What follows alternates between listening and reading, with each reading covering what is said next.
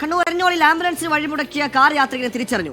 പിണറായി സ്വദേശിയായ ഡോക്ടർ രാഹുൽ രാജാണ് ആംബുലൻസിന് തടസ്സമുണ്ടാക്കിയത്. രാഹുൽ രാജ് പറയുന്നത് ഈ ആംബുലൻസിന്റെ ഹോൺ അവസാന നിമിഷമാണ് കേട്ടത്, തൊട്ടു പിന്നാലെ എത്തിയ ഘട്ടത്തിലാണ് കേട്ടത്. ആ ഘട്ടത്തിൽ അല്പം പാനിക്കായി പോയി, അങ്ങനെയാണ് ഇത് സംഭവിച്ചത്, ബോധപൂർവം ഉണ്ടായതല്ല എന്നതാണ് മോട്ടോർ വാഹന വകുപ്പിന് മൊഴി നൽകിയിട്ടുള്ളത്.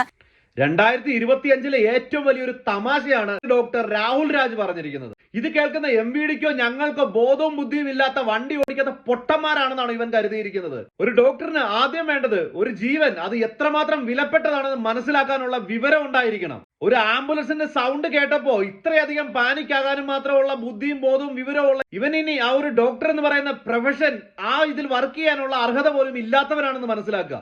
ഇതിനു മുമ്പ് ഒരാൾ ഇതുപോലെ ഒരു ആംബുലൻസിന്റെ മുന്നിൽ കിടന്ന് വട്ടം കാണിച്ചപ്പോൾ നമ്മൾ എല്ലാവരും ചീത്ത വിളിച്ചതാണ്. അവന്റെ ലൈസൻസ് കട്ട് ചെയ്ത്, RC കട്ട് ചെയ്ത് 2.5 ലക്ഷം രൂപ കൊണ്ട് ഫൈൻ ഈടാക്കി എന്നൊക്കെ പറഞ്ഞിരിക്കുന്ന ഒരു വാർത്ത നിങ്ങൾ എല്ലാവരും കണ്ടിട്ടുണ്ടായിരിക്കും.